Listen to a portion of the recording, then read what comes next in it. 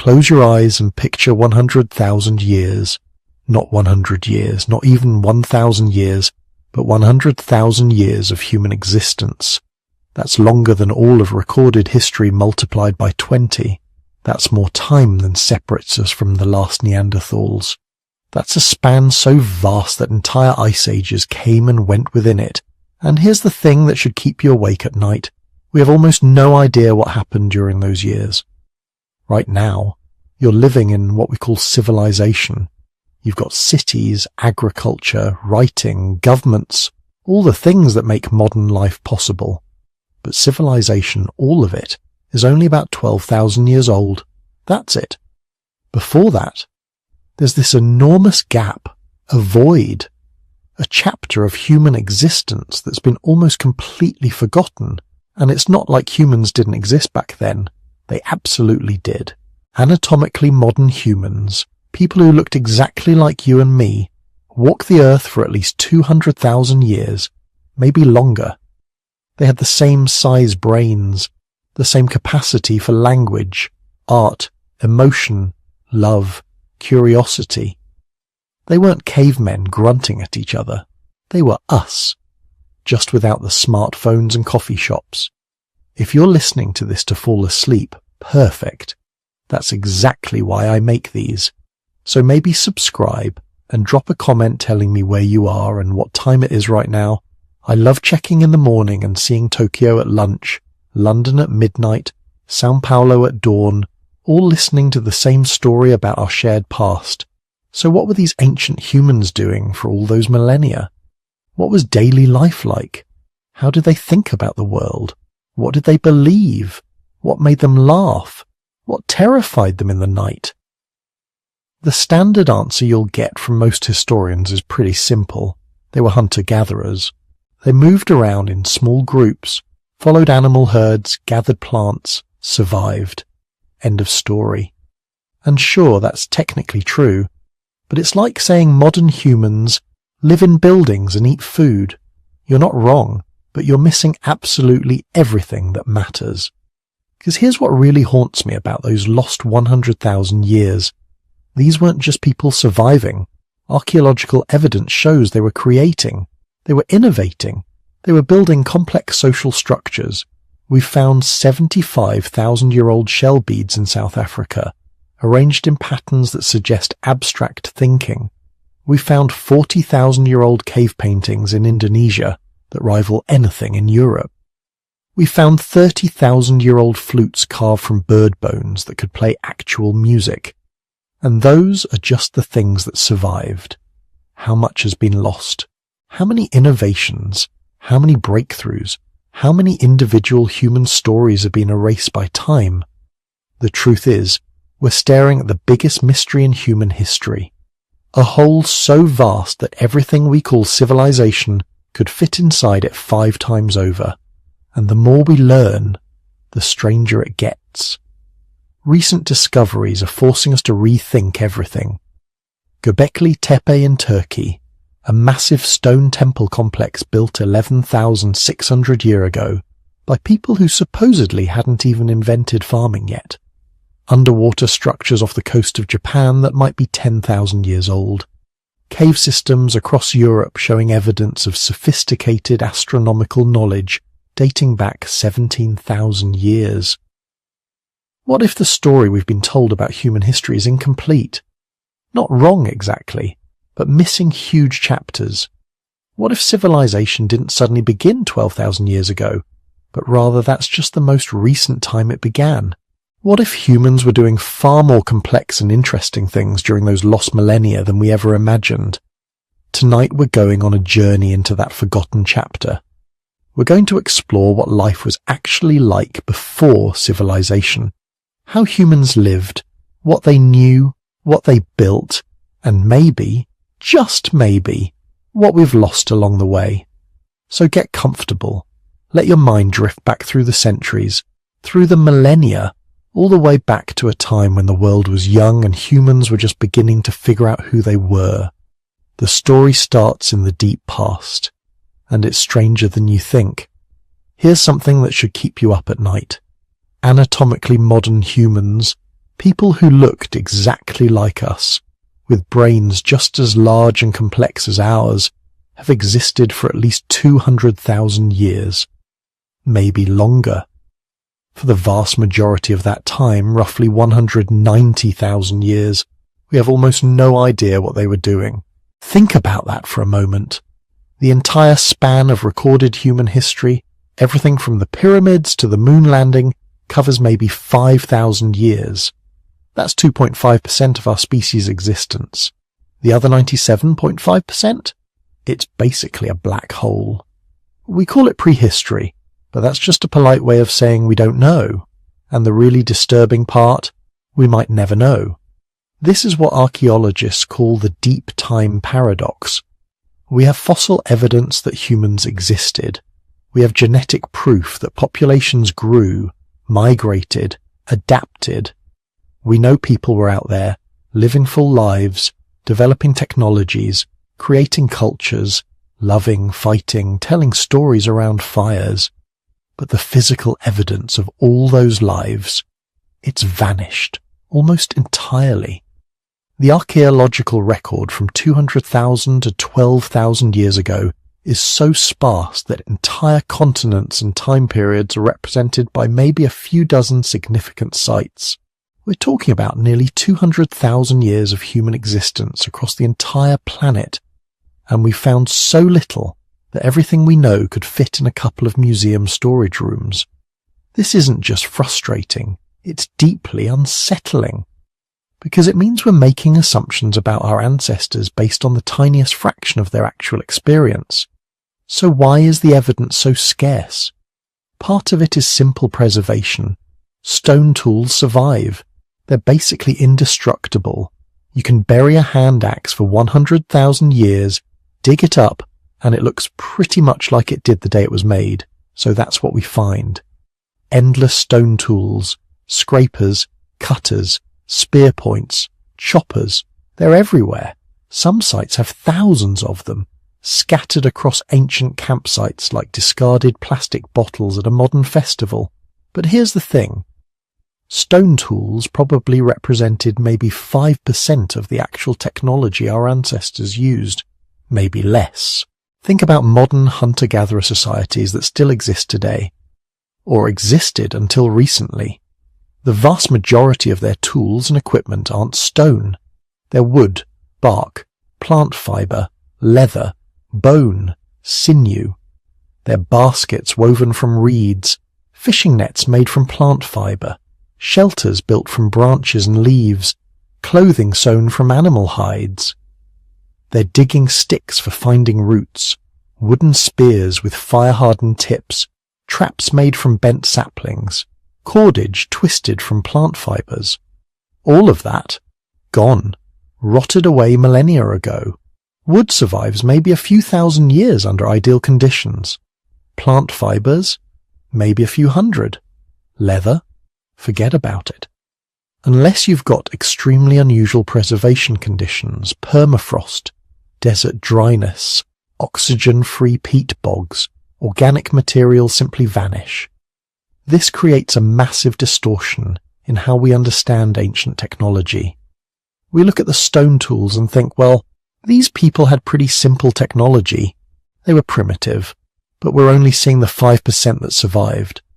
The other 95%, we're completely blind to it. It's like archaeologists 100,000 years from now finding only concrete foundations and metal pipes from our civilization, and concluding we were simple people who built rectangular structures and moved water around. They'd missed the computers, the art, the books, the clothing, basically everything that made our culture what it actually was. Some sites have given us tantalizing glimpses of what we're missing. In Germany, in a peat bog with perfect preservation conditions, archaeologists found wooden spears dating to 400,000 years ago. Not crude pointed sticks. These were sophisticated hunting weapons, carefully shaped from spruce trees, balanced for throwing, with the center of gravity positioned just like modern Olympic javelins. They were technological masterpieces, and they proved that humans were making complex wooden tools hundreds of thousands of years earlier than anyone had thought possible. But that's one site, one miraculous preservation event. How many thousands of other sites had similar technologies that simply rotted away? How many innovations, how many sophisticated tools and techniques are we completely unaware of because the evidence didn't survive? Then there's the climate problem. The period we're talking about, 200,000 to 12,000 years ago, wasn't some stable, pleasant time. It was geological chaos, ice ages advancing and retreating, sea levels rising and falling by 400 feet or more, coastlines that are now underwater, deserts that used to be forests, forests that used to be tundra. Every time the climate shifted dramatically, and it shifted a lot, entire landscapes were erased and rewritten. Think about sea level. During the last ice age, which ended only 12,000 years ago, so much water was locked up in glaciers that ocean levels were 400 feet lower than today. That exposed enormous areas of land that are now deep underwater. The Persian Gulf was dry land. You could walk from England to France. Southeast Asia and Indonesia were connected by a vast subcontinent called Sunda that's now beneath the ocean. Australia and New Guinea were one landmass. And here's the kicker. Humans love coastlines. Even today, the majority of human population lives within 100 miles of the ocean. Coasts offer abundant resources. Fish, shellfish, seabirds, marine mammals, plus easy access to inland freshwater and hunting grounds. It's prime real estate. So where would ancient humans have lived during the Ice Age? On the coasts. The coasts that are now 400 feet underwater. Entire civilizations, if that's the right word, entire populations and their archaeological sites could be sitting on the ocean floor right now. We'd never know. We can't excavate most of it. It's too deep, too expensive, too technically difficult. So that whole chapter of human history? Possibly just gone. Inaccessible. And it's not just sea level. Continental glaciers during ice ages were miles thick. They bulldozed everything beneath them, grinding rock into powder, obliterating any archaeological sites in their path. When they retreated, they left behind completely reworked landscapes. Any human occupation of northern Europe, northern Asia, Canada, the northern United States during periods before the last ice age? Probably destroyed, scraped off the face of the earth by advancing ice sheets. Even in areas that weren't glaciated, climate swings created chaos. Deserts became forests, forests became grasslands, grasslands became deserts. Each transformation buried or destroyed previous evidence. Wind erosion in deserts has scoured away countless sites. Flooding rivers have buried others under meters of sediment. Tectonic activity has swallowed still more. But here's where it gets really interesting. Despite all these preservation problems, we're starting to find things that don't fit the traditional narrative, things that suggest our ancestors were far more sophisticated, far earlier than we ever imagined. In South Africa, archaeologists found evidence of complex symbolic behavior dating to 100,000 years ago. Ochre processing, shell beads for jewelry, abstract engravings on stones. These aren't crude scratchings. They're evidence of symbolic thinking, art, culture, the kind of cognitive sophistication we thought didn't emerge until much later. In Israel, researchers discovered that humans were using fire systematically, in controlled, repeatable ways over 800,000 years ago. Not just opportunistic use of natural wildfires, but deliberate fire-making and management. This suggests technological knowledge and cultural transmission of complex skills hundreds of thousands of years earlier than expected. In Asia, there's growing evidence that humans reached Australia at least 65,000 years ago, maybe earlier. That requires sophisticated boat building and navigation. You can't drift to Australia by accident. Someone had to plan expeditions, build seaworthy vessels, navigate across open ocean. That's advanced technology and abstract planning. Each of these discoveries pushes the timeline back. Each one suggests that the deep time paradox might be hiding something profound. Not just a gap in evidence, but a fundamentally different story about human development. What if human history wasn't a simple linear progression from primitive to advanced? What if it was cyclical? Populations rising, developing sophisticated cultures, then collapsing due to climate disasters, diseases, resource depletion. Then rising again, sometimes forgetting what previous generations knew, sometimes rediscovering it independently. There's some evidence for this. Genetic studies show population bottlenecks, periods when human numbers crash dramatically. We've already talked about the big one 900,000 years ago, but there were others, smaller ones, regional ones.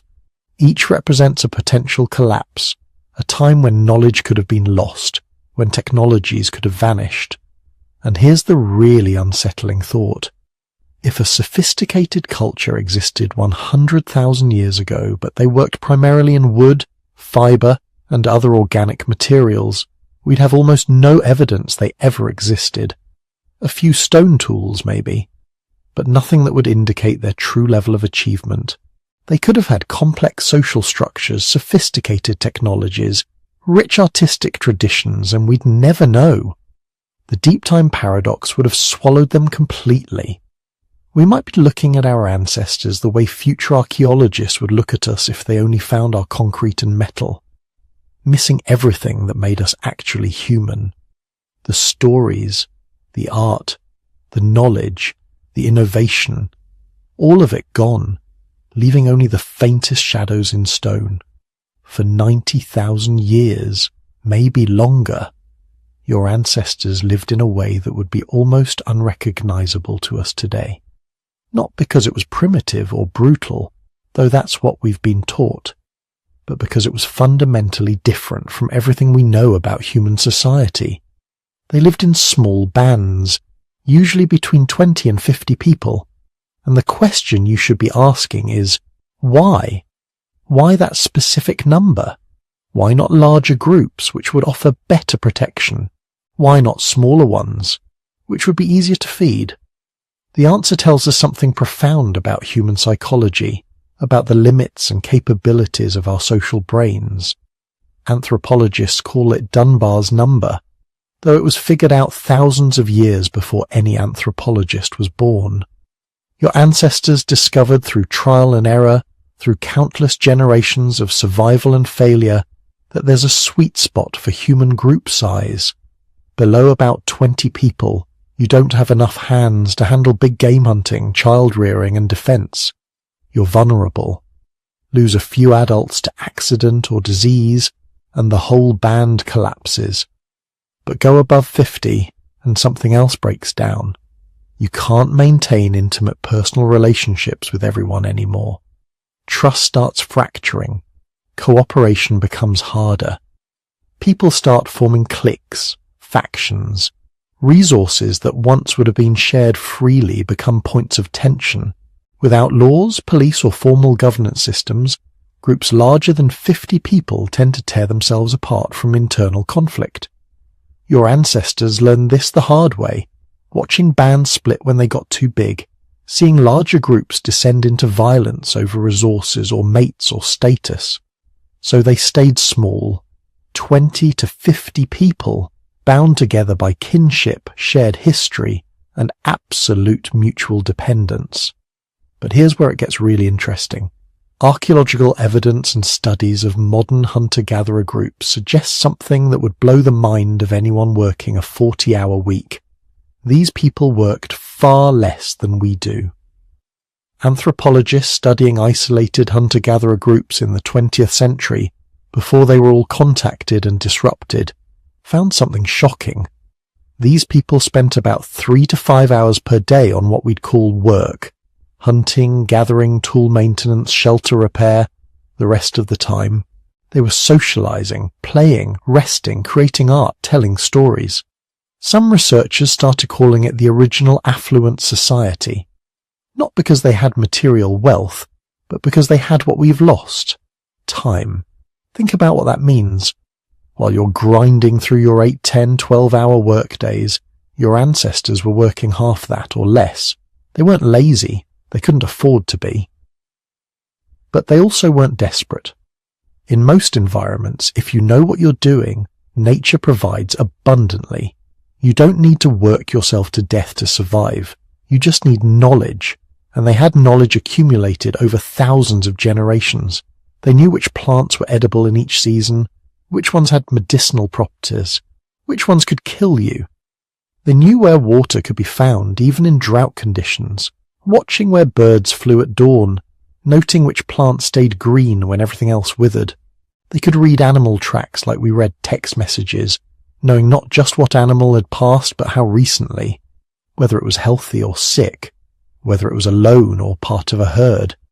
They could predict weather by observing clouds, wind patterns, the behavior of insects and animals. This knowledge wasn't written down, couldn't be. Writing wouldn't be invented for another 80,000 years, maybe longer. So it lived in stories, songs, rituals. Every child grew up immersed in oral traditions that encoded essential survival information. The story about the hero who ate the red berries and died? That wasn't entertainment. That was education. The song about where to find water during the dry season? That was a survival manual set to music so it would stick in your memory. And these weren't hierarchical societies where knowledge was hoarded by elites. Everyone had to know everything.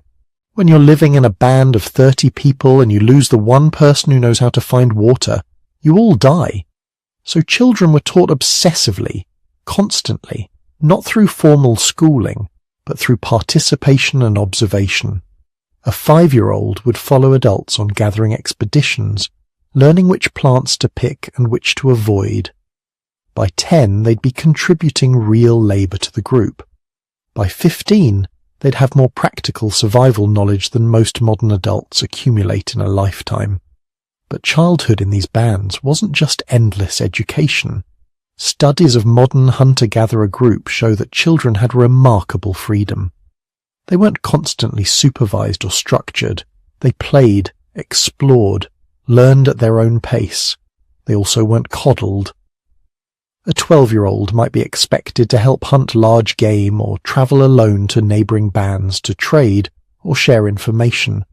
Anthropologists studying the Hadza people of Tanzania, one of the last true hunter-gatherer societies, found that children were given responsibilities and independence that would horrify modern parents, yet they thrived.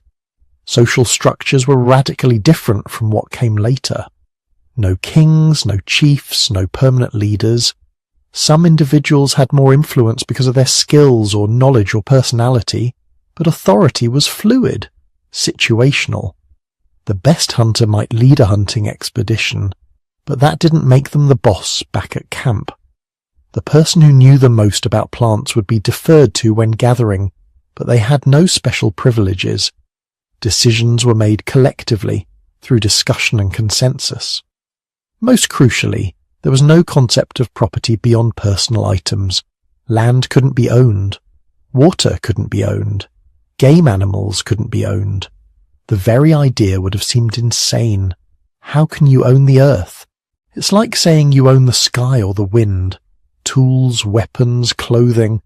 These were personal possessions, but even they were freely shared when needed. If someone needed your knife, and you weren't using it, refusing to share would have been unthinkable. Immoral. A sign you didn't belong in the group. This wasn't idealism or noble savagery. This was mathematics. In a band of 30 people, everyone was related to everyone else. You were surrounded by siblings, cousins, parents, children, aunts, uncles. Cheating someone meant cheating family. Hoarding resources meant starving people you'd known since birth. People who would be essential to your survival next week or next month. Evolutionary biologists call this kin selection, but your ancestors just called it being human. Egalitarianism was enforced through what anthropologists call reverse dominance hierarchies. If someone tried to dominate, to claim special privileges, to hoard resources, the group would respond, sometimes with mockery or social pressure. Sometimes, if the behavior continued, with ostracism or even execution. There are accounts from recent hunter-gatherer groups of individuals who tried to set themselves up as permanent leaders, being killed by collective decision. It sounds harsh to us, but from their perspective, someone trying to dominate the group was an existential threat. They were undermining the cooperation that kept everyone alive.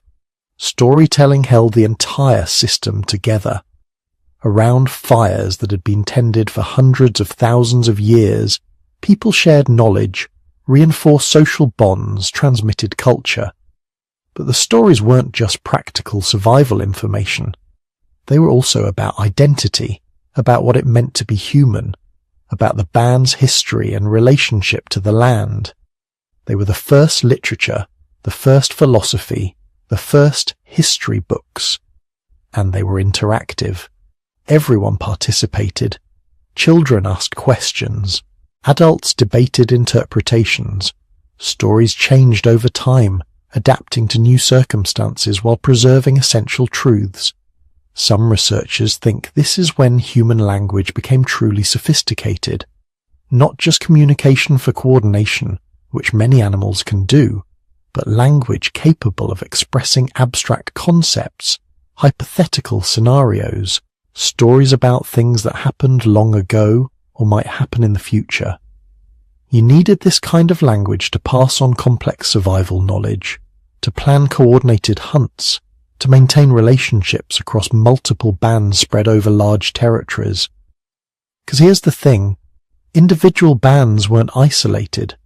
They were connected through networks of kinship and trade, meeting periodically with neighboring groups to exchange goods, share information, and, crucially, to find mates.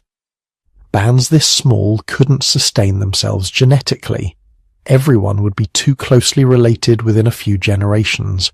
So there were gathering places, seasonal meetings where multiple bands would come together.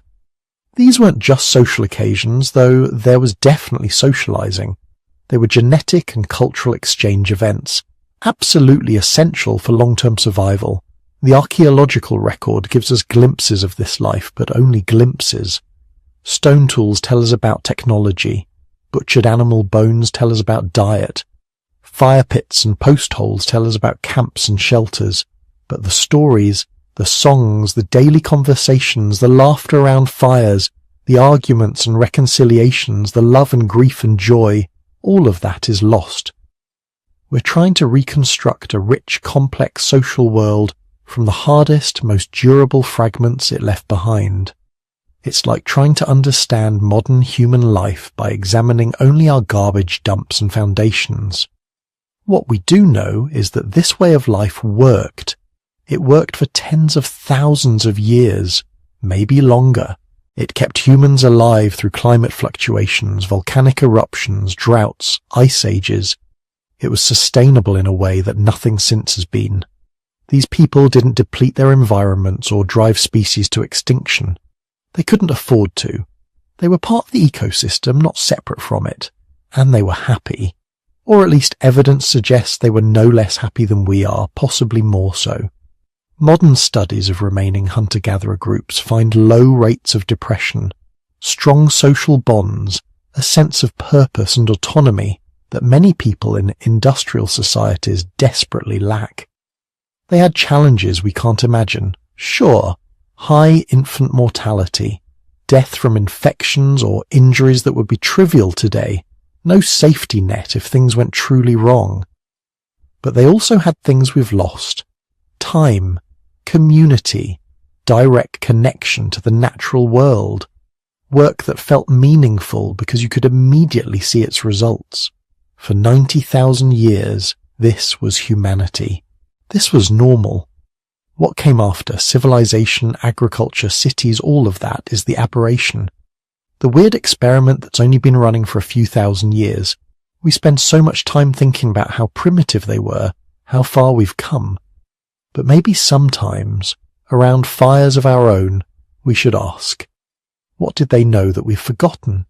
Something extraordinary happened around 70,000 years ago.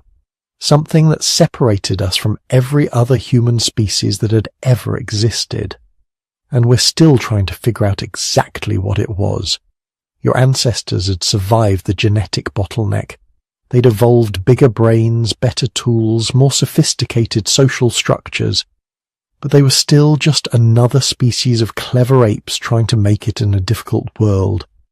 Then suddenly, archaeologically speaking, everything changed. The evidence shows up first in southern Africa. Cave sites that had contained the usual scatter of stone tools and animal bones suddenly started showing something completely new. Ochre, red iron oxide, carefully collected, processed and mixed with fat and water to create pigment. Not just a little bit. We're talking about industrial quantities. Some sites have literal tons of processed ochre. But here's the thing. Ochre has no nutritional value. It doesn't make tools sharper. It doesn't help you hunt better or find water more easily. It serves no practical survival function whatsoever. Unless you're using it for something symbolic, something abstract, something that exists purely in your mind. This is the signature of the cognitive revolution, the moment when humans stopped just surviving and started creating meaning, started thinking about things that weren't immediately in front of them, started building mental worlds as complex as the physical one. The cave sites tell us more. Shell beads, carefully perforated for stringing into necklaces or bracelets, bones marked with regular geometric patterns, not random scratches from butchering, but deliberate designs. Someone sat down and carved these patterns intentionally, invested time and effort into creating something that had no purpose except to exist as pattern, as symbol, as meaning. Some researchers think this is when humans first developed true language, not the simple communication that other primates use, warning calls and food signals, but recursive language, the ability to talk about things that aren't present, to describe yesterday's hunt or plan tomorrow's journey, to tell stories about ancestors who died generations ago, to imagine futures that haven't happened yet. Language changes everything. With language, knowledge doesn't just spread through demonstration and imitation. It explodes across populations at the speed of conversation. One person discovers that a particular plant root can cure infections. Within weeks, everyone in a 100-mile radius knows about it. Someone figures out a better way to track seasonal animal migrations. The knowledge becomes permanent, passed down through generations in stories and songs. But language does something even more profound. It allows you to think differently. Try imagining a complex plan without words. Try reasoning through a difficult problem using only mental pictures. It's nearly impossible. Language gives you the tools to think abstractly, to manipulate concepts, to build entire theoretical frameworks inside your head before testing them in reality. And your ancestors were getting very good at it. The archaeological record from 70,000 years ago onwards shows an explosion of innovation that makes everything that came before look glacially slow. New tool types appear and spread across thousands of miles within centuries. Art becomes more complex, more varied, more sophisticated. Burial practices become elaborate, suggesting not just awareness of death but complex beliefs about what comes after. Then came the catastrophe. Around 74,000 years ago, Mount Toba in Indonesia erupted in what scientists call a supervolcanic event, the largest volcanic eruption in the past 2 million years. The explosion was so massive it darkened the sky across the entire planet. Volcanic ash rained down as far as India, thousands of miles away. Ice cores from Greenland and Antarctica show a distinct layer from this eruption. The climate effects were devastating. global temperatures plummeted by as much as 15 degrees Celsius in some regions. In Africa, the onset was sudden and brutal.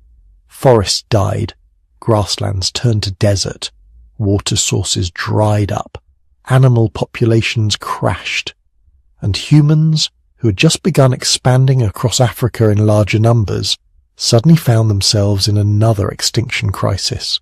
The genetic evidence suggests that human population crashed again, not as severely as during the earlier bottleneck, but badly. Some estimates put the global human population at less than 10,000 individuals.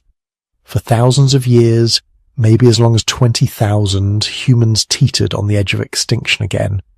But something was different this time. You had language, you had symbolic thinking, you had the ability to share knowledge not just through demonstration but through story and song. You had developed the capacity to imagine solutions to problems you hadn't encountered yet. And this time, it saved you. The populations that survived weren't just lucky. They were smart. They adapted faster than any human species had ever adapted before. They developed new hunting techniques for the changed environment. They learned to exploit resources that previous generations had ignored.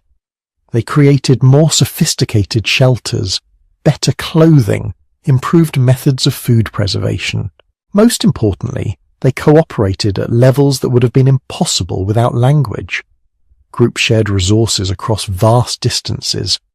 Knowledge about where to find water or food during different seasons spread through entire populations. When one band discovered a new territory with better resources, they didn't keep it secret. They shared the information because everyone's survival depended on the survival of the network. By the time the climate began to recover, around 60,000 years ago, the humans who emerged from the Toba catastrophe weren't just survivors. They were something new. They were us, fully modern humans, Homo sapiens with all the cognitive abilities that would eventually let us dominate every environment on Earth. And then they started moving. Out of Africa, into the Middle East, spreading across Asia and Europe and eventually to every continent except Antarctica. And everywhere they went, they encountered other human species, the Neanderthals in Europe, the Denisovans in Asia. Other populations we haven't even named yet because we've only found fragments of their DNA. These weren't primitive creatures. Neanderthals had survived in Ice Age Europe for hundreds of thousands of years. They were physically stronger than modern humans, had brains just as large, maybe larger. They made sophisticated tools, controlled fire, buried their dead with ceremony. By any reasonable measure they were successful, intelligent, adaptable humans. The Denisovans were equally impressive. They'd adapted to environments ranging from the Siberian Arctic to tropical Southeast Asia. They'd developed genetic adaptations that modern populations still carry today. They were survivors who'd proven themselves over hundreds of thousands of years. But when modern humans arrived, everything changed. Within a few thousand years of contact, both species began to disappear.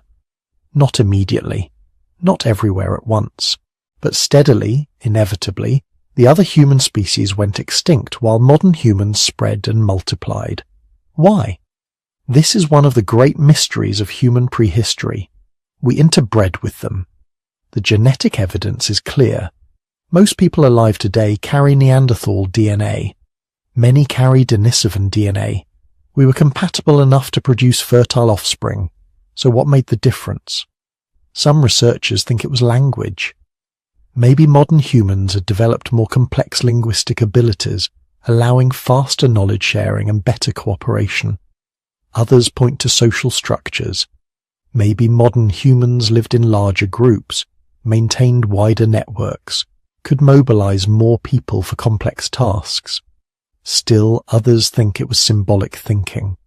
The ability to create and share abstract concepts, to bind groups together with stories and beliefs and shared identity. Neanderthals made art, but not much. Modern humans became obsessed with it. Every surface was a canvas. Every object could carry meaning. Maybe it was all of these things together. a package of cognitive abilities that individually weren't that impressive but combined to create something unprecedented. A species that could adapt not just through evolution but through culture, that could change behaviors within a single generation instead of waiting thousands of years for natural selection. Or maybe, and this is where the story gets really interesting, it was just luck. Maybe Neanderthals and Denisovans were just as cognitively capable as modern humans, but they got caught on the wrong side of climate shifts, or disease outbreaks, or simple demographic bad luck. Maybe we're the ones who survived not because we were better, but because we were luckier. We'll probably never know for certain. What we do know is that by 40,000 years ago, modern humans had become the only human species left standing, and the cognitive revolution that had begun 70,000 years ago was about to accelerate. Because now, without competition from other human species, Homo sapiens was free to spread, innovate, and transform the world in ways that would have seemed impossible to our ancestors. The real domination was just beginning. When most people think about ancient humans, they picture cave dwellers huddled around fires, gnawing on raw meat, barely surviving with the crudest stone tools. This image is so burned into our collective consciousness that it's become basically shorthand for primitive life. But here's the uncomfortable truth. It's mostly wrong. And the real story, the one the evidence actually tells, is so much more sophisticated and so much stranger that it forces us to completely rethink what technology even means. Let's start with the cave thing, because this might be the biggest misconception of all. Yes, ancient humans used caves, but they didn't live in them the way you're imagining. Caves were temporary shelters, winter refuges, places to get out of extreme weather. They weren't homes. We know this because the archaeological evidence inside caves is usually pretty sparse. A few tools, some fire remains, signs of short-term occupation. Not the accumulated debris you'd expect from people living somewhere for years or generations. So where did they actually live? The answer is both simple and incredibly difficult to prove. They built shelters, real structures. But here's the problem. Those structures were made primarily from organic materials. Wood, branches, animal hides, grass, reeds. Materials that decompose completely in a few decades, leaving almost no trace after thousands of years. It's only in the rarest circumstances, in conditions that preserve organic remains, or in places where people use stones to anchor their structures, that we get any evidence at all. But when we do find that evidence, it's remarkable. Archaeological sites in Europe show circular arrangements of large stones dating back 40,000 years. These aren't random, they're the foundations of structures, weights that held down the edges of hide tents or frameworks for wooden buildings. Some sites show post holes, dark stains in the soil where wooden poles rotted away millennia ago, but which preserve the pattern of where they were placed. These patterns aren't simple. They show careful planning, engineering principles, structures designed to withstand wind and weather. At one site in what's now the Czech Republic, archaeologists found a structure made from mammoth bones.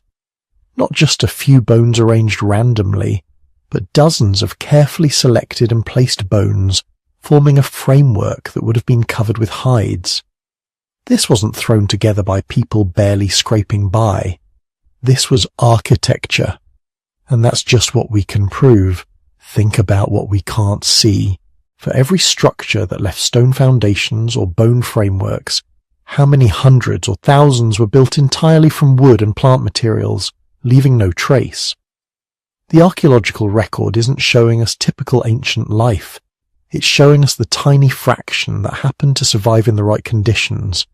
Everything else, the vast majority of human experience, has vanished completely. Now let's talk about fire, because this is where things get really interesting.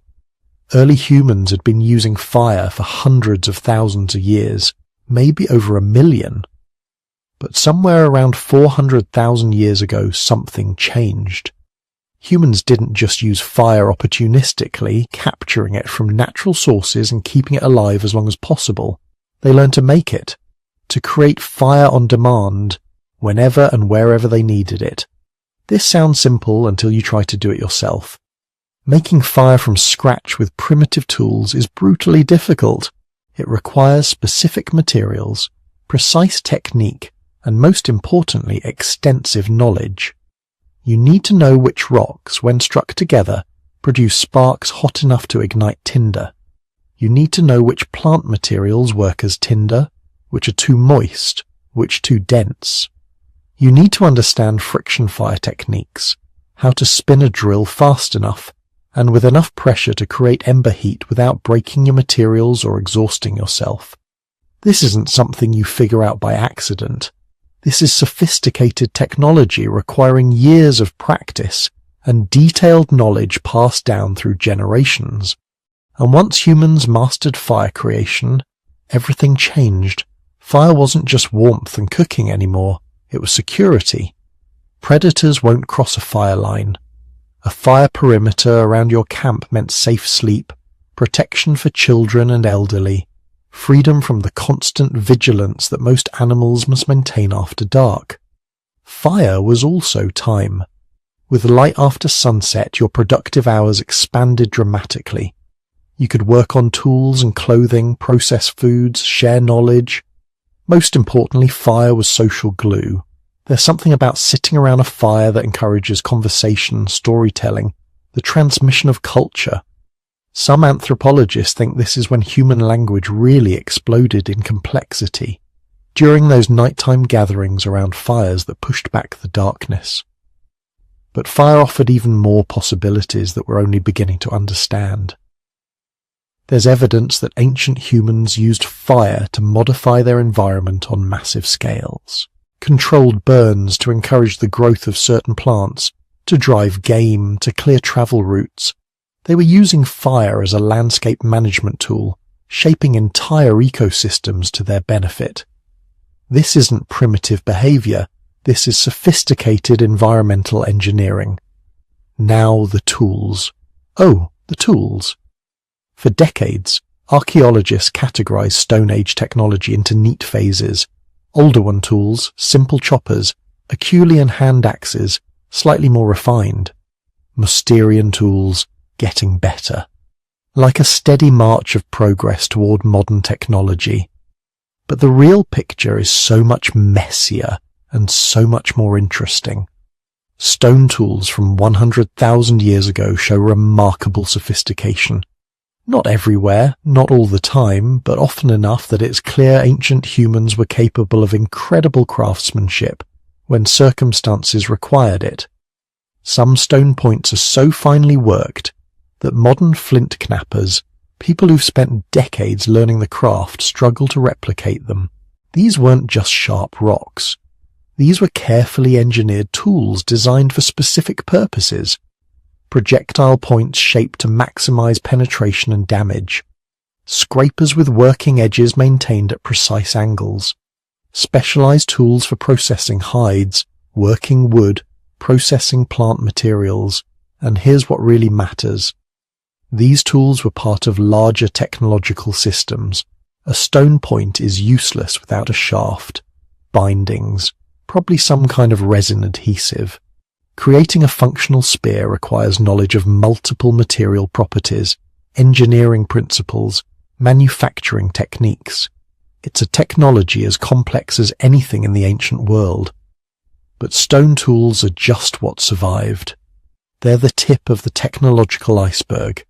For every stone artifact in the archaeological record, there were probably dozens of wooden, bone, and fiber tools that left no trace. Think about what ancient humans could do with wood. Spears, digging sticks, containers, probably sophisticated traps and fishing equipment. Fire-hardened wood becomes almost as durable as metal. Carefully shaped and maintained wooden tools could have performed most of the tasks we assume required stone and fiber technology. This is the ghost in the archaeological record. We know ancient humans had it because you can't survive in most climates without clothing, without bags and containers, without cordage for binding tools and building shelters, but fibre degrades completely in most conditions. Only in the rarest circumstances, in extremely dry caves or waterlogged sites that prevent decomposition, do we find any evidence at all. But when we do, it's sophisticated. Woven fabrics from 30,000 years ago showing complex patterns. Cordage made from plant fibres, carefully processed and twisted. Baskets demonstrating weaving techniques that would have taken years to master. The clothing question is particularly fascinating.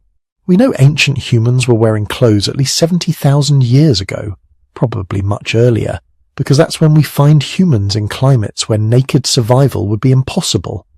But what were they wearing? The archaeological evidence gives us tiny glimpses. Bone needles showing that people were sewing tailored garments, not just wrapping themselves in hides. Specialized scrapers designed for processing leather.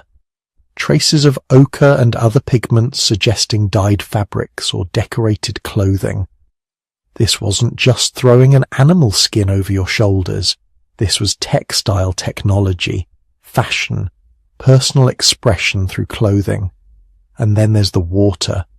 This might be the most underappreciated aspect of ancient technology. We have solid evidence that humans were crossing significant water barriers at least 50,000 years ago, probably earlier. How do we know? Because there are archaeological sites on islands that were never connected to mainlands even during Ice Age sea level lows. Flores in Indonesia, the islands of Wallacea. These places could only be reached by water, and humans got there carrying tools, fire, and enough people to establish viable populations.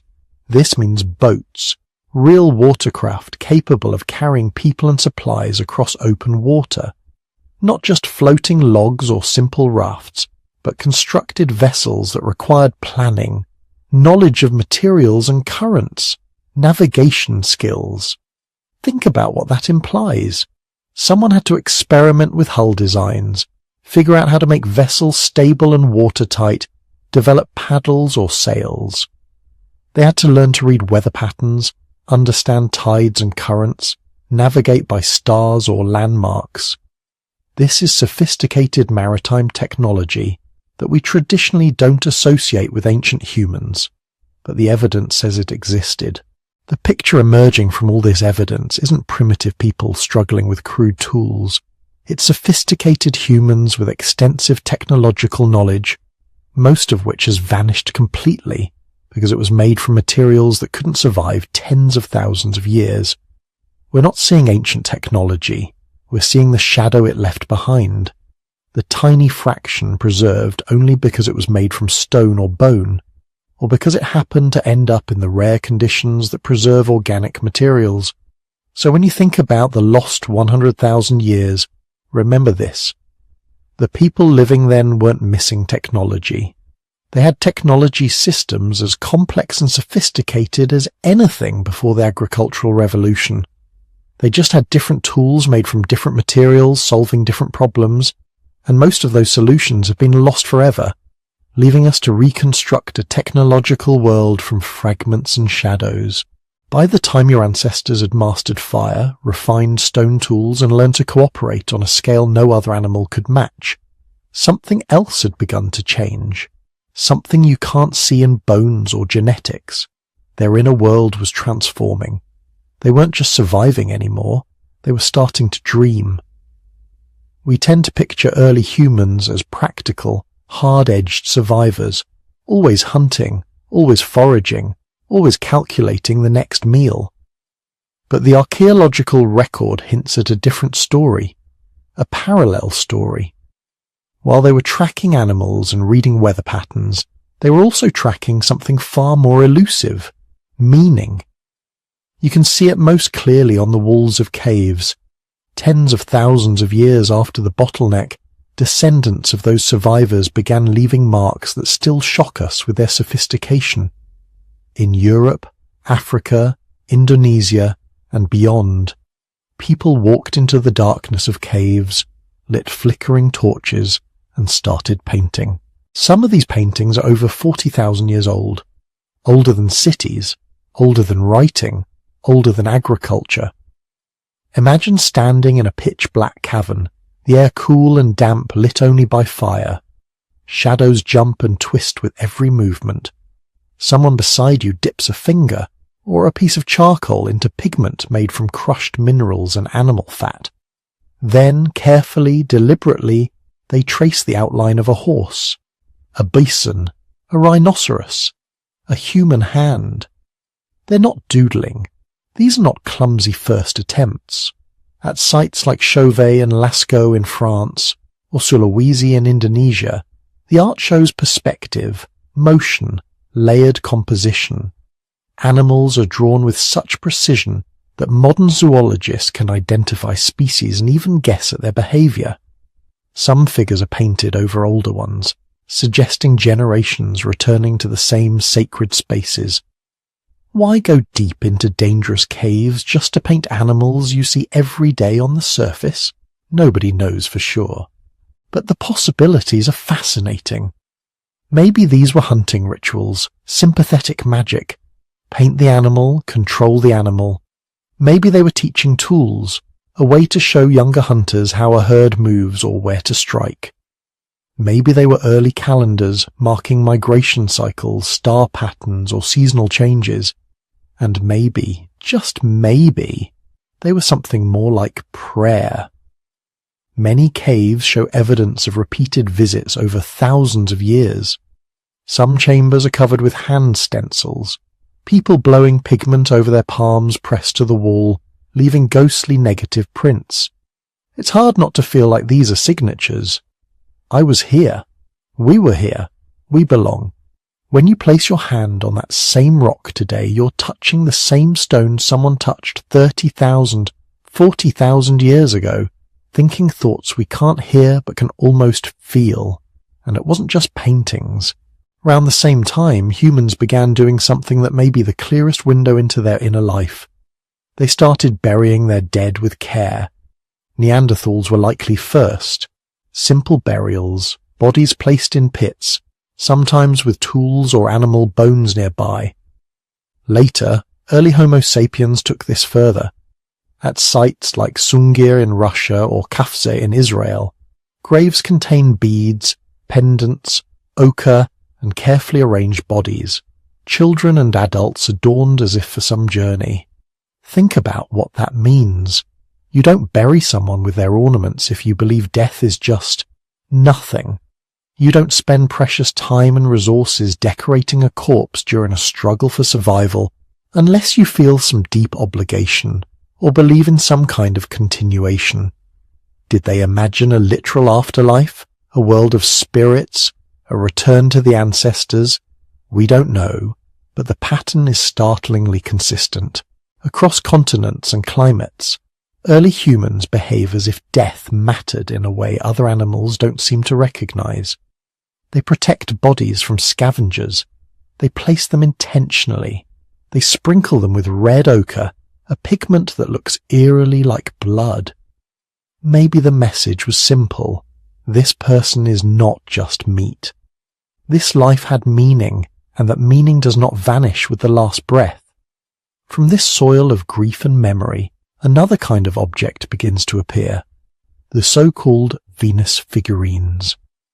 Scattered across Ice Age Europe and parts of Eurasia, these small sculptures, often carved from bone, ivory or stone, depict exaggerated female forms, large breasts, hips, and bellies, tiny or absent faces, little detail in arms or feet. Some are clearly pregnant. Some are smooth from being handled again and again. We label them Venus, borrowing the name of the Roman goddess of love. But they were made tens of thousands of years before Rome existed. What were they to the people who carved them? One theory sees them as fertility symbols, embodiments of abundance in a harsh Ice Age world. When food is uncertain and infant mortality is high, a healthy, fertile body is not just beautiful, it's sacred. Another theory suggests they might have been self-portraits carved by women looking down at their own bodies, hence the emphasis on torso and breasts rather than faces. Others think they may have represented specific ancestors, clan mothers, or even deities. We'll probably never know their exact meaning. But the fact that people carried, carved, and preserved them tells us something important. Early humans were not just thinking about this hunt, this winter, this moment. They were thinking about cycles of life, birth, sexuality, continuity. They were thinking about power that went beyond spears and fire, the power to create new life. If you follow that thread further, you arrive at an idea many anthropologists now take seriously. Early shamanism, caves used for rituals, burials with odd combinations of objects, figures half human, half animal, strange marks and patterns that don't seem purely decorative. These clues suggest that some individuals in ancient bands may have played a special role, mediators between the visible world and an invisible one. Imagine living in a tiny group where illness, storms, and strange dreams can't be explained with weather reports or medical textbooks. If someone in your group seems able to see more than others, predicting animal movements, entering trances, having vivid visions during fever or exhaustion, they might become a kind of spiritual specialist. Many traditional hunter-gatherer societies today have shamans, people who use altered states of consciousness to gain insight, heal, or communicate with spirits. They dance, fast, drum, chant, and sometimes use psychoactive plants or fungi to shift their perception. There's no reason to think your Ice Age ancestors were any different. Some cave images look almost hallucinatory. Swirling lines, grids, dots, animal-human hybrids. Neuropsychologists have noted that similar visual patterns appear in modern people experiencing altered states, through sensory deprivation, trance, or psychedelics. It's possible that some ancient art is literally a record of what the mind sees when it turns inward and the usual filters fall away. If that's true, then the walls of those caves are not just art galleries. They're neurological diaries, maps of inner space. And where there are trances and rituals, there is often music. For a long time, archaeologists assumed ancient music was lost to time. Drums made of skin, rattles of wood, clapping, stomping. These don't fossilize well. But then, in caves in Germany, they found something extraordinary. Flutes made from bird bone and mammoth ivory. Some are more than 35,000 years old. Someone sat down with a hollow bone, carefully drilled finger holes, shaped a mouthpiece, tested and retested until they could control pitch and tone. That's not idle tinkering. That's design aimed at emotion. Picture a group gathered around a fire at night, the day's work done. Someone lifts one of these flutes. Breath turns into sound. Simple notes at first, then patterns, maybe melodies. Others clap or tap stones together. Voices rise, fall. The dark beyond the firelight feels a little less empty. Music doesn't leave clear survival advantages on a fossil. But it grips our nervous systems. It synchronizes heartbeats, coordinates movement, deepens memory. In a world where cooperation is everything, anything that can fuse a group into a single emotional unit is a powerful tool. It's entirely possible that your ancestors sang long before they spoke in full sentences. Lullabies for babies, chants for hunts, laments for the dead. None of those songs survive, but the tools to make them do. And that tells you something about what they valued. There's another more controversial layer to this inner world, psychoactive plants and fungi. We don't have direct evidence that Paleolithic humans used mind-altering substances intentionally. No preserved mushrooms with little tag saying for ritual use only. But we do know that many hunter-gatherer societies in the recent past use such plants in religious contexts. Ayahuasca in the Amazon, peyote in North America, iboga in Africa. We also know your ancestors were extraordinary observers. They watched animals to learn what was edible, what was medicinal, what was dangerous.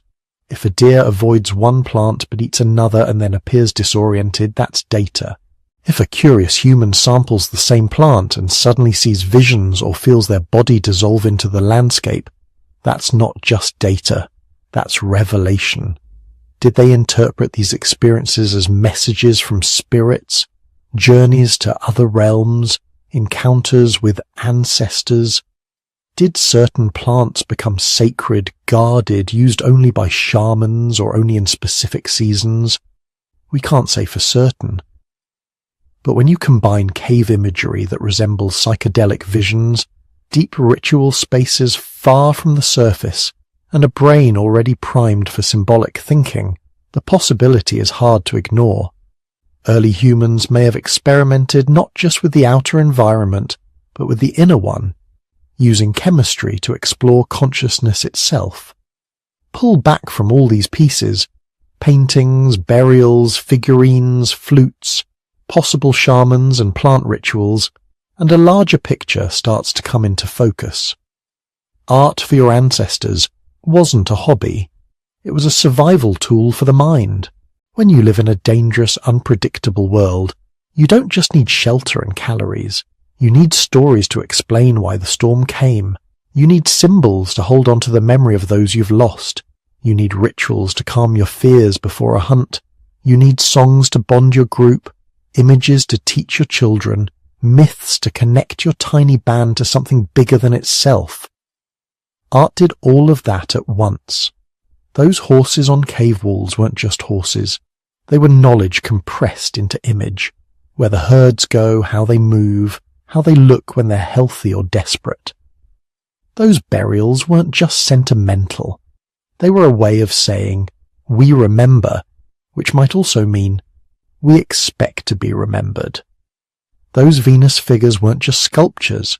They were small, portable altars to the idea that life continues, that new bodies will keep appearing even as old ones vanish.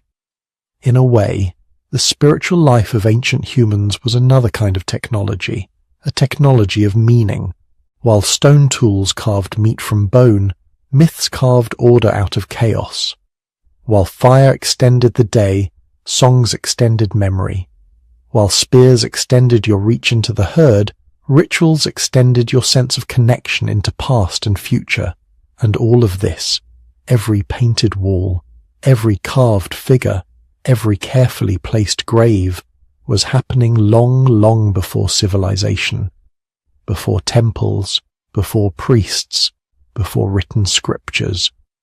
By the time the first cities rose from the earth, humans had already spent tens of thousands of years practicing religion without religions, art without art schools, philosophy without books. They had been testing ways to be human on the inside as rigorously as they tested tools on the outside. The next chapter of the story will follow them as they carry this inner world across the planet, out of Africa, into ice and jungle, desert and island. Because the people who walked out into the wider world weren't just bodies with spears. They were minds full of pictures, songs and stories, and those invisible things would shape everything that came next. So now picture the world again. The bottleneck is over, the rains have mostly returned, herds are moving, rivers are running, forests and grasslands are creeping back into places that had been dust and bone for longer than anyone can remember. Your people have multiplied. A few thousand has become tens of thousands, then hundreds of thousands. Africa is no longer an almost empty continent dotted with fragile bands. It's a web of human groups, connected by kinship, trade, and shared stories. But there's a problem. Africa is big, but not infinite. Good hunting grounds get crowded. The best water sources are already claimed. And remember what evolution has been doing to you for more than 100,000 years, selecting for curiosity, for problem solving, for the willingness to walk over the next hill just to see what's there. Eventually, some of your people start doing more than just scouting new valleys. They start leaving. Archaeologists call this out of Africa, but that makes it sound like one neat event, like a single heroic march north. It wasn't. It was waves, pulses, humans pushing out, getting blocked by climate, retreating, trying again. A long, hesitant dance with the edges of the known world. We know that some early expansions out of Africa happened as far back as 200,000 years ago, maybe more. Fossils and stone tools in the Levant hint that small groups of humans moved into the Middle East during warmer periods, only to be pushed back when climate or competition turned against them. These were test runs, prototypes. The big successful wave happened later, somewhere around 60 to 70,000 years ago. A population of fully modern humans, your direct ancestors, crossed out of northeastern Africa, probably following coastlines, river valleys, and herds. They didn't know they were leaving their homeland forever. To them, it was just another valley, another shoreline, another season. But this time, they didn't turn back. Once your ancestors slipped out of Africa, the world opened up like a map being slowly unrolled. North into the Levant, east along the Arabian coasts, sometimes inland through green corridors that are now deserts. They hugged shorelines where shellfish, fish, and mangrove foods reliably supplemented their hunting. Coastlines are migration highways, and your people were learning how to drive. From there, they began to fan out into Eurasia. Some turned northwest into Europe, entering a land already claimed by Neanderthals. Others pushed east into South Asia, Southeast Asia, and beyond. The journey wasn't a single march, it was thousands of small decisions, generation after generation. A hunting party goes a little farther. A band follows a herd and doesn't return. A drought makes an old valley impossible and a new valley attractive. And slowly, step by step, you leave the continent where your species was born. Imagine the first humans walking into what is now Europe. Dense forests, massive rivers, winters colder than anything their African ancestors had faced. And there, already established, are the Neanderthals, broad-shouldered, powerful, perfectly adapted to the cold. The archaeological record tells us this wasn't a simple story of invasion and replacement. It was contact, coexistence, competition, and unmistakably interbreeding. Modern people of non-African ancestry still carry Neanderthal DNA, traces of nights when these two species didn't just share hunting grounds, they shared beds, fires, and probably stories. To the east, something similar was happening with the Denisovans. As modern humans flowed into Asia, they met these mysterious cousins. In the shadow of the Himalayas, in the forests of Southeast Asia, maybe on windswept steppe. Once again, the DNA tells a story the stones can't. Encounters, children, and the blending of survival strategies. Modern Tibetans, for example, carry Denisovan-derived genes that help them live in thin mountain air. That's not just prehistory, that's an ancient migration still shaping human lungs today. But one of the strangest chapters in this global expansion lies far to the southeast, beyond the Asian mainland, across a series of deep ocean channels that have never been dry land, not even at the coldest point of the Ice Age, Australia. Somehow, by around 65,000 years ago, humans are there, on a continent full of megafauna that had never seen a human before. Giant kangaroos taller than a person, marsupial lions, enormous flightless birds.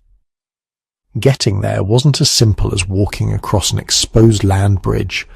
Even at the lower sea levels, there were stretches of open water that had to be crossed.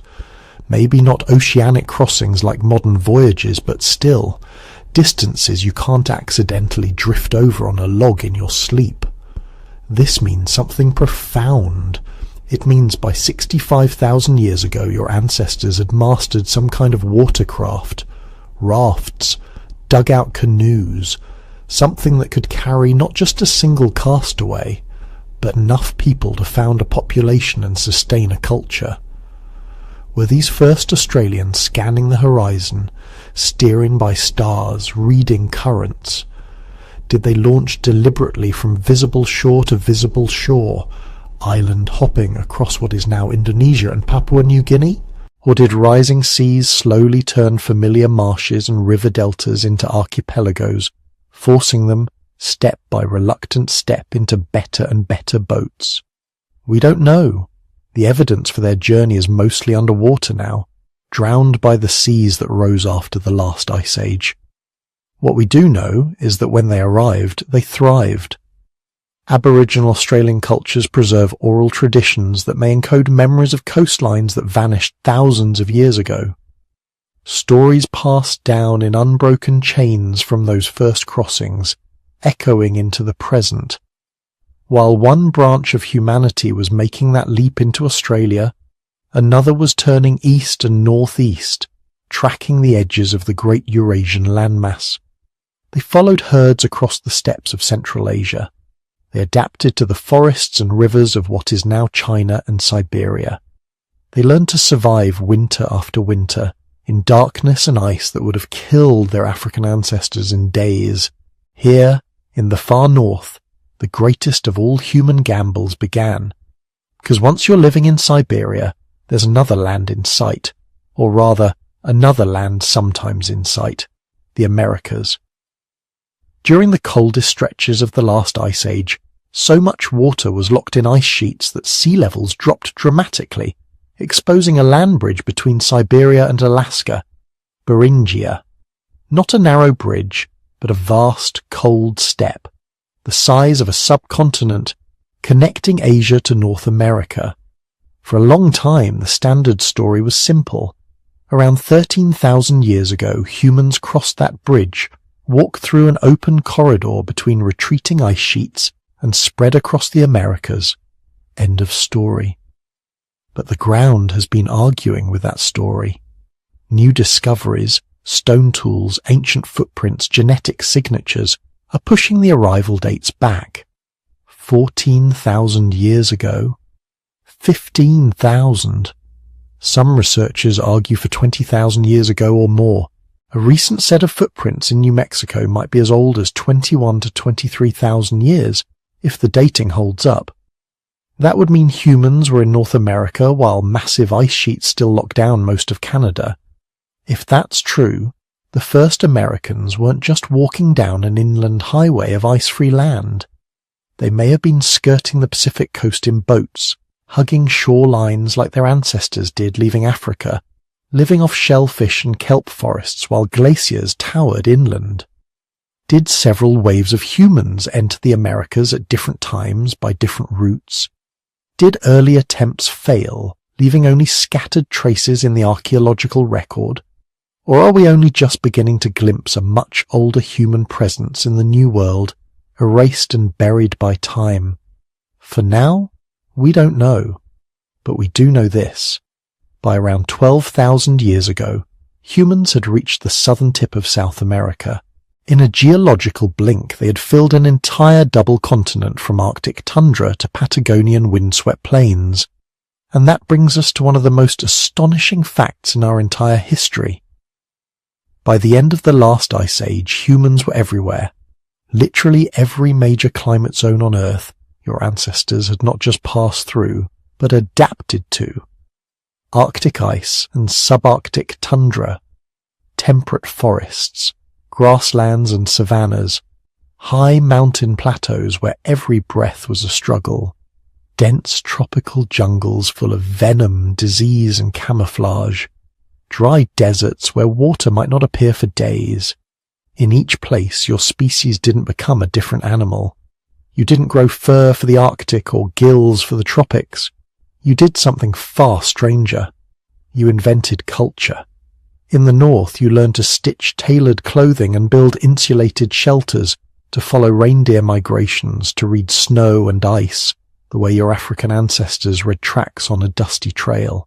In the tropics, you learned which plants healed and which killed, how to move silently through dense foliage, how to turn poison-tipped arrows into technology more lethal than any claw or fang. On islands, you learned to sail and to fish deep waters. In mountains, you learn to terrace slopes, to carve paths from cliff to cliff, to build lives vertically as much as horizontally. And always, as you spread, you met others. Neanderthals in Europe and the Near East, Denisovans in Asia and possibly in some parts of Southeast Asia and Oceania, maybe other now unknown human species, ghost populations whose DNA we can detect but whose bones we've never found. Fragmentary skulls and tools in remote caves suggest that, for long stretches of our past, Earth wasn't inhabited by one kind of human, but by many, overlapping, interbreeding, competing, sharing. So when we talk about humanity conquering the globe, it's not a story of a single army marching out of Africa to replace everything else. It's the story of a network of small bands moving, splitting, merging, encountering cousins, borrowing genes, trading ideas.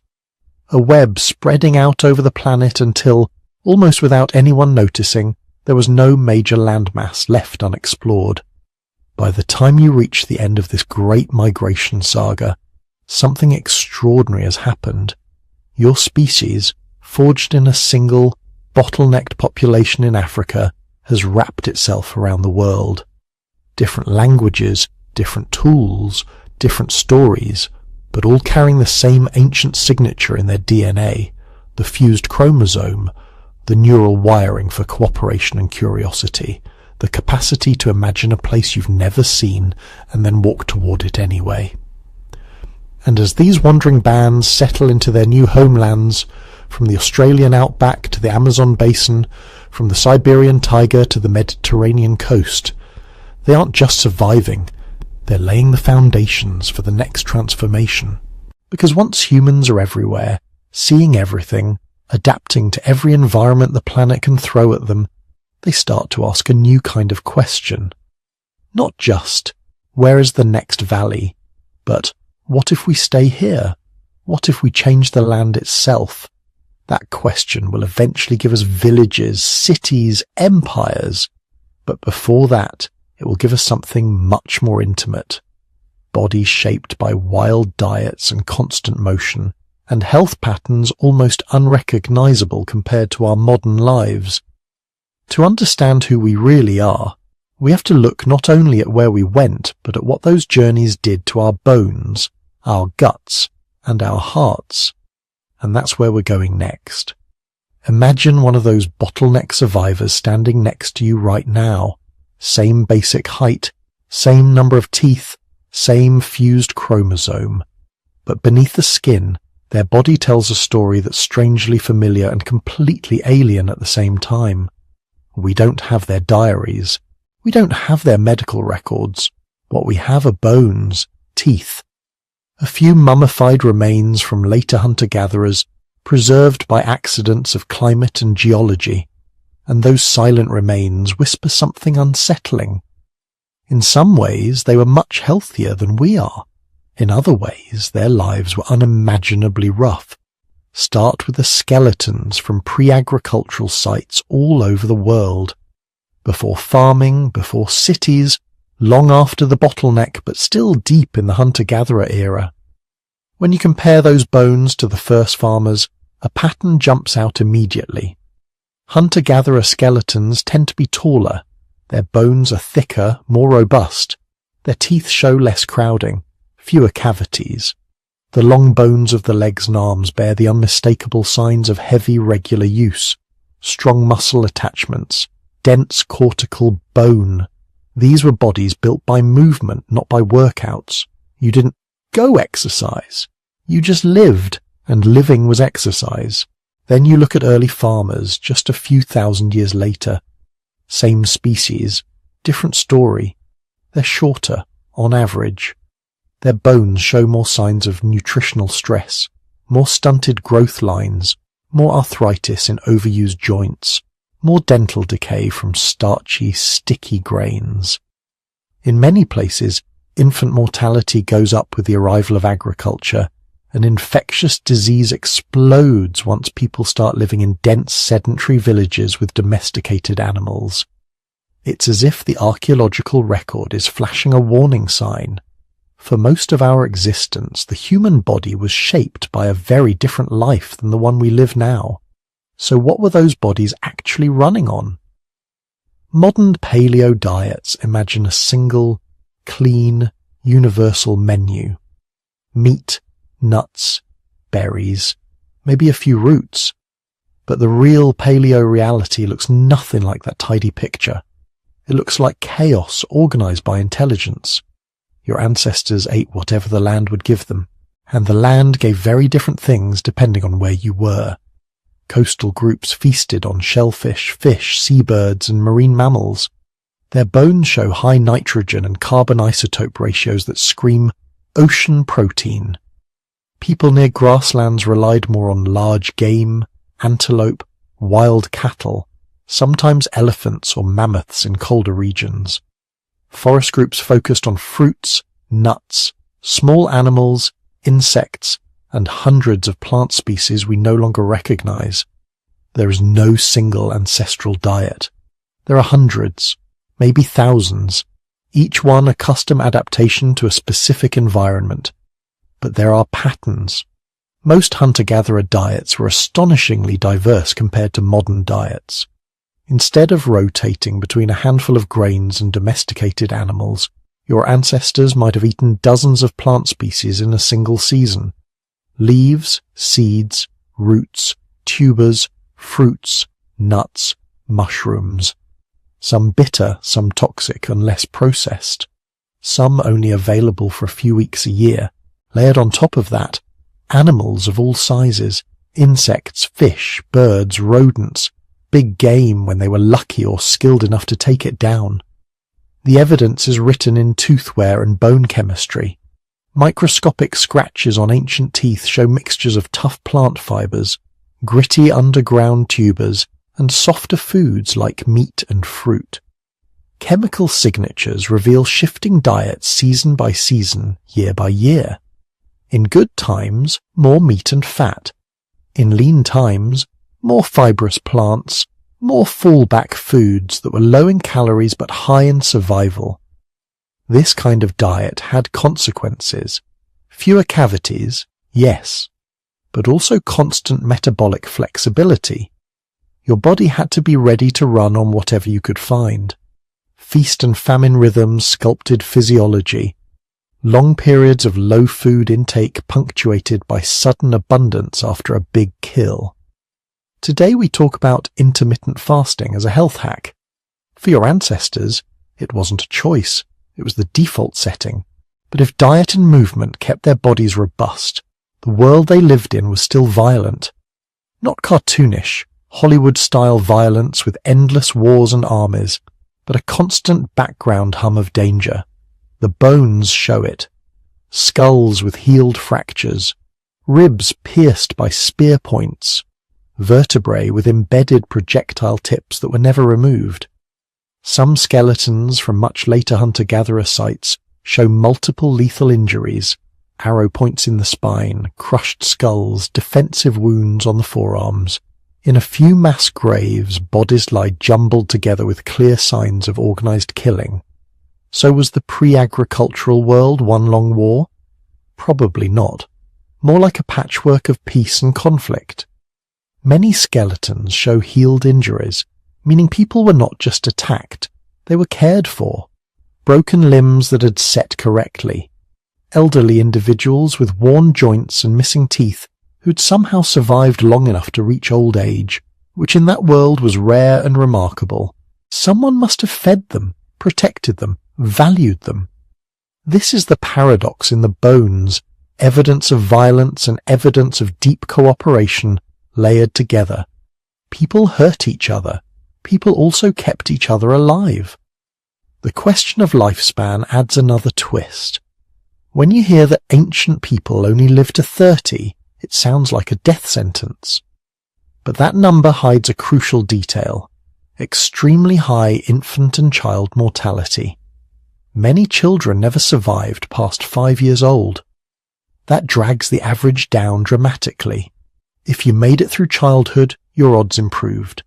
Skeletal evidence and studies of recent hunter-gatherer societies suggest that adults who survived accidents, infections, and childbirth could, and did, live into their 50s and sometimes their 60s.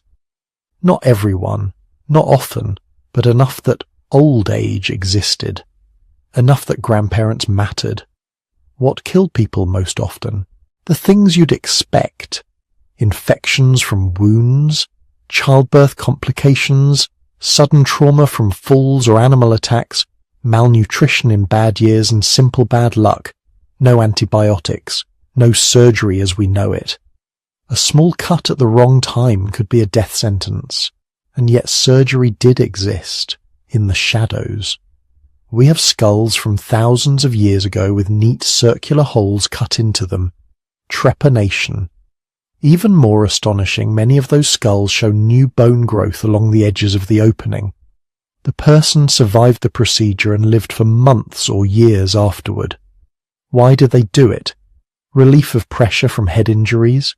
Ritual? Spiritual healing? Maybe all of the above. We can't ask them, but we know this much. Someone knew how to cut into bone without instantly killing the patient. Someone knew how to keep a wound clean enough that it didn't always get fatally infected. Medicine in that world wasn't white coats and hospitals. It was knowledge of plants, bark that dulls pain, leaves that reduce inflammation, roots that calm the gut.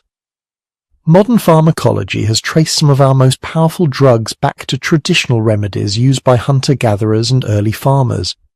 It's not hard to imagine that the deep past, going back before writing, held whole systems of healing we only glimpse now through scattered plant residues on tools, pollen traces in burials, and ethnographic echoes in surviving forager cultures. They had no germ theory, but they had pattern recognition. This plant helps. That mushroom kills.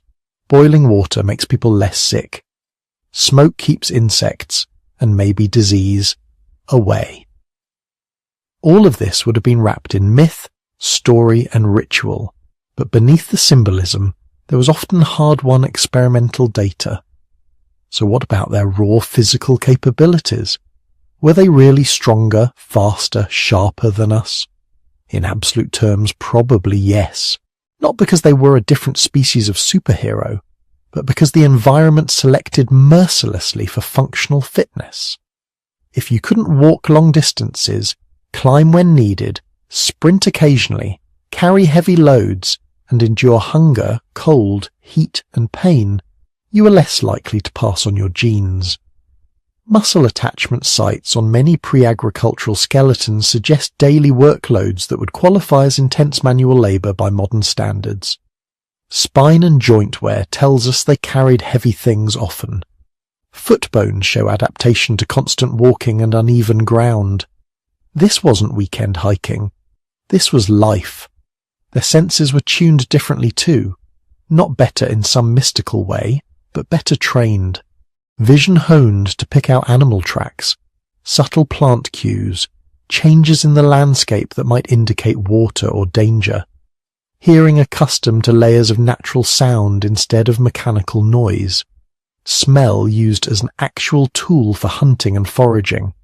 The price of this physical and sensory sharpness was constant exposure to risk. No helmets, no safety rails, no paramedics, a misstep on a cliff, a misjudged river crossing, a misread animal mood. Evolution does not select for safety. It selects for those who survive danger, until they don't. So when you picture your ancestors in those lost 100,000 years before civilization, don't imagine either noble savages living in perfect harmony or miserable brutes dying at 25. Imagine something more complex, bodies shaped by movement and scarcity but also by cooperation. Diets that were wildly diverse, improvisational, rooted in deep ecological knowledge. Lives that could end suddenly, yet sometimes stretched long enough to see children's children. Health that was, in some respects, more aligned with our biology than modern life allows, and in other respects, utterly at the mercy of forces we've mostly forgotten. And remember, those bodies, those nervous systems, those metabolic patterns, they're still with you, inside you, the same fused chromosome, the same basic brain, the same physiological expectations forged in a world of walking, watching, waiting, and wondering where the next meal would come from. Civilization may be new, but the body you take to bed tonight still belongs to a hunter-gatherer. So far, this story has lived inside what most archaeologists would call the safe zone.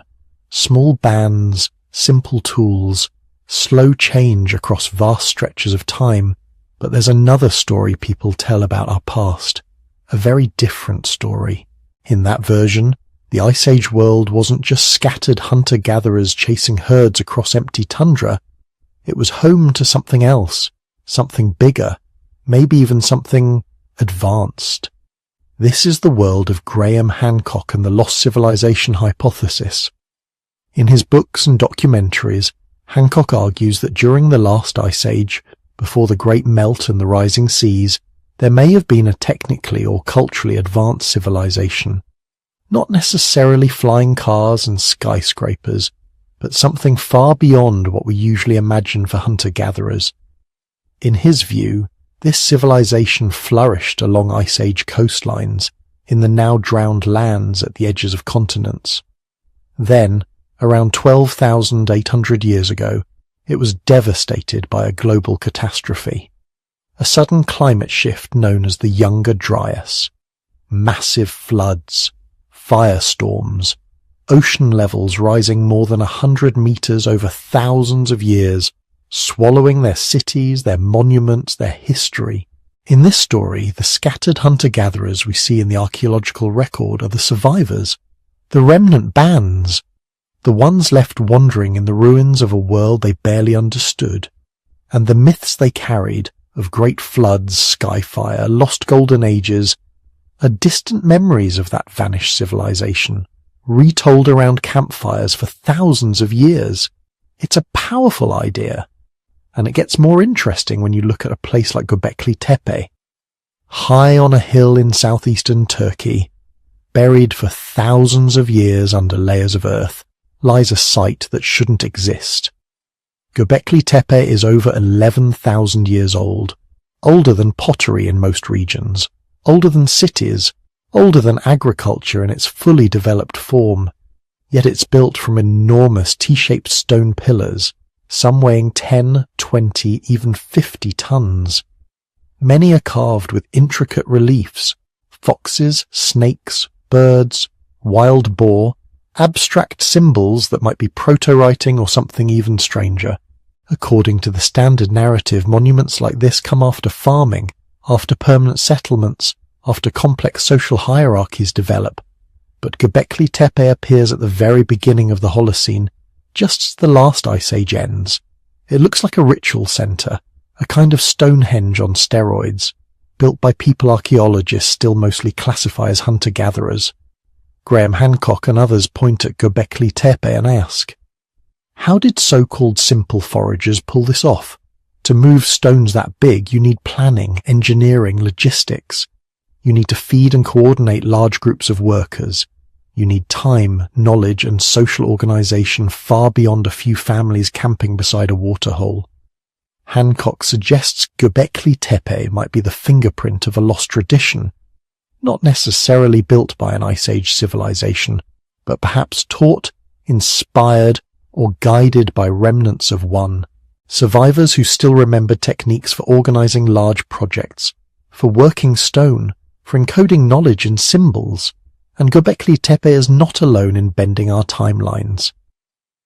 There are other awkward sites, submerged stone structures off the coast of Japan at Yonaguni, megasites in Ukraine and Eastern Europe that challenge our ideas about early settlement patterns, early monumental architecture in places like Jericho and Çatalhöyük, layers of complexity appearing sooner than our simple story of foragers first, farmers later, cities last would predict.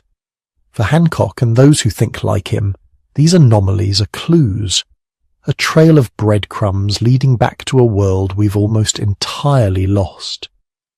At the centre of this argument sits the Younger Dryas. Around 12,800 years ago, just as Earth was warming and the ice sheets were retreating, something happened. Temperatures in the northern hemisphere plummeted again. Glaciers advanced. Ecosystems collapsed. In some regions, it would have felt like winter suddenly tightened its grip for another 1,000 years. One controversial explanation is the Younger Dryas impact hypothesis. According to this idea, fragments of a disintegrating comet slammed into the ice sheets or atmosphere, triggering widespread wildfires, sudden cooling, and massive flooding. Supporters point to layers of soot, tiny glassy spherules, nanodiamonds, and other odd materials in sediment cores from this period. They argue these are signs of an extraterrestrial impact. If they're right, then 12,800 years ago, our ancestors may have watched fire fall from the sky, may have seen forests ignite, animals vanish, coastlines redrawn by floods and meltwater pulses. If there was any kind of higher-level social organization, any proto-civilization developing on those unstable coastlines, the Younger Dryas would have been a death sentence. The seas would have risen, the evidence would be underwater, and the survivors would have been hunter-gatherers. So, are Hancock and others onto something profound, or weaving a story from gaps and coincidences? The arguments for lost Ice Age civilizations usually go like this. First, the time depth. Our species in something like its modern form has existed for at least 200,000 to 300,000 years. Complex symbolic behavior, long-distance trade, and advanced toolkits show up tens of thousands of years before agriculture. That means for most of our existence, humans were just as smart as we are today, living in environments we barely understand, on landscapes now drowned or buried. Second, the missing coastlines. During the last ice age, sea levels were up to 120 meters lower. Entire continental shelves, now underwater, would have been dry land, prime real estate, mild climates, rich fisheries, river mouths perfect for settlement. If anyone was going to build something big, that's where it would be. Today, those places lie under hundreds of feet of water. Third, the myths. Flood stories appear all over the world. Tales of great deluges that drowned lands, swallowed cities, erased entire peoples, in Mesopotamia, in India, among Pacific Islanders, in the Americas. The details differ, but the pattern is eerily familiar. A world destroyed by water, a few survivors carrying forward scraps of knowledge. Fourth, the anomalies, Göbekli Tepe. Early stonework that seems more sophisticated than its context suggests. Out-of-place technological leaps. Moments where culture seems to surge ahead faster than expected, as if someone flipped a switch. The arguments against are just as strong. First, the physical evidence. Civilization, in the strict sense, leaves a big footprint. Large, dense populations produce trash, soil disturbance, metal residues, pottery shards, massive architecture, complex burial grounds, clear signs of social hierarchy. Even after tens of thousands of years, we would expect something unambiguous to survive. So far, we haven't found that kind of evidence older than about 10,000, 12,000 years. Second, the continuity of tools. From stone flakes to hand axes to more refined blades and microliths. The progression of technology across the last several 100,000 years is fairly continuous. There's no obvious break where advanced metalworking suddenly appears and vanishes, or where writing systems flash into existence and disappear without a trace. Third, the genetics. A truly advanced Ice Age civilization would likely require large, dense populations. We can read population bottlenecks, expansions and migrations in our DNA. There's no clear signal of a massive global high-density population collapsing 12,000, 13,000 years ago. What we see instead is gradual growth, dispersal, and regional complexity. Fourth, the pattern of complexity itself. Even at Göbekli Tepe, the people who built it used stone tools. They hunted wild game. They didn't leave clear evidence of cities, writing, or metalworking. Many archaeologists argue this isn't the fingerprint of a lost high-tech civilization, but proof that hunter-gatherers themselves are capable of far more organizational sophistication than we used to give them credit for. And that may be the heart of the issue. We often blur two very different things, sophisticated culture and what we call civilization. Sophisticated culture is what our ancestors had for tens of thousands of years. Art, music, ritual, long-distance exchange networks, deep knowledge of plants, animals, and landscapes, complex mythologies, social rules, teaching systems. None of that requires cities. None of it requires kings or palaces or written laws. You can have breathtaking cultural complexity in a group of 50 people sleeping under the stars. Civilization, on the other hand, usually means something more specific. Large, permanent settlements, social classes, specialized labor, centralized power, infrastructure, bureaucracy, writing or other ways of managing large-scale information, agriculture or extremely rich resource bases to sustain high population density.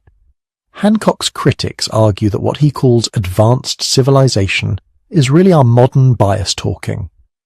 We struggle to imagine that hunter-gatherers could design monuments like Göbekli Tepe, organize large labor projects, or carry complex star lore and calendars in their heads instead of in books. So we invoke a missing civilization rather than accept how capable small-scale societies can be. Mainstream archaeology remains skeptical for one simple reason. Extraordinary claims require extraordinary evidence. To rewrite the story of human history, to say there was a lost global or near-global civilization erased at the end of the Ice Age, would demand more than intriguing sites and suggestive myths. It would demand clear, repeatable, unmistakable artifacts of complexity. Large settlements, sophisticated engineering, standardized symbolic systems that go beyond decoration, things that can't easily be explained as local innovation by mobile foragers. So far, that evidence hasn't appeared. But here's where things get interesting again. Our picture of the past is limited not just by what existed, but by what we've actually looked at.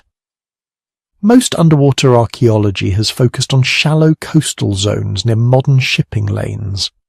Vast stretches of submerged Ice Age coastline remain almost entirely unexplored. Polar regions are locked in ice.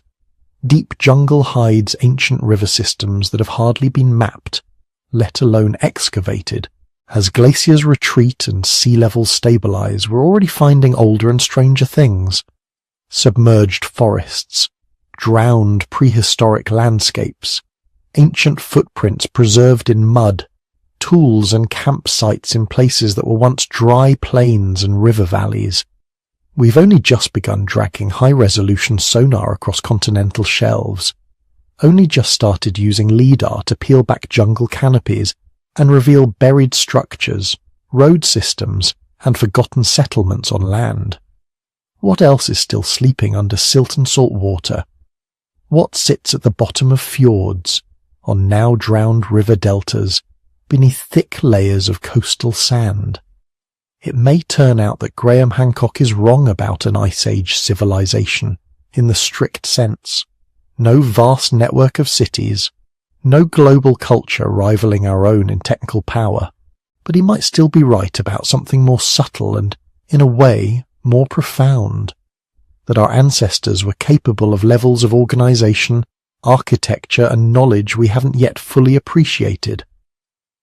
Maybe there were regional centers, early ceremonial complexes, coastal hubs of trade and ritual, now submerged and forgotten. Maybe hunter-gatherers along Ice Age shorelines developed forms of complexity that don't fit neatly into our modern boxes of simple and civilized. Or maybe, buried somewhere beneath those ancient waves, there really is a site that will force us to rewrite everything. A harbour wall, a planned street grid, a structure so clearly artificial, so clearly intentional, that skepticism will have to shift to new questions. Not if there were lost worlds of complexity, but how far they went. For now, we live in the in-between, between what we can prove and what we can imagine, between the artifacts we've found and the ones still waiting in darkness. And as the ice continues to melt, as sea levels stabilize and technology improves, the oceans and glaciers that once hid our past may start to loosen their grip. The story of the last 100,000 years isn't finished. We're still uncovering it, layer by fragile layer, site by unexpected site. And somewhere out there, under rock, under ice, under water, the next discovery is waiting to show us whether our cautious picture of small bands and slow change is enough, or whether once again we've underestimated what humans were capable of long before we started calling ourselves civilized. So what do these lost 100,000 years actually tell us about who we are? They tell us that human nature was forged long before cities, before kings, before money, before clocks and calendars. For most of our existence, your ancestors lived in tiny bands, sleeping under open skies or in simple shelters, waking to the sound of birds or distant predators, not alarm clocks. Their world was slower, but it was not simple. It was filled with constant calculation. Who needs help today? Where is the water moving this season? Which plant that helped your grandmother's cough might save this child tonight? When we talk about human nature today, we often point to greed, competition, selfishness. But the bottleneck years tell a different story. If your distant relatives had been purely selfish, they would have died. The ones who survived were the ones who shared food, who cooperated, who stayed up by the fire with the sick, who spent precious time teaching children instead of hoarding knowledge. You are descended from the helpers, the storytellers, the obsessive teachers, the careful listeners. Cooperation wasn't a moral preference, it was a survival trait. That's the wisdom we've almost forgotten.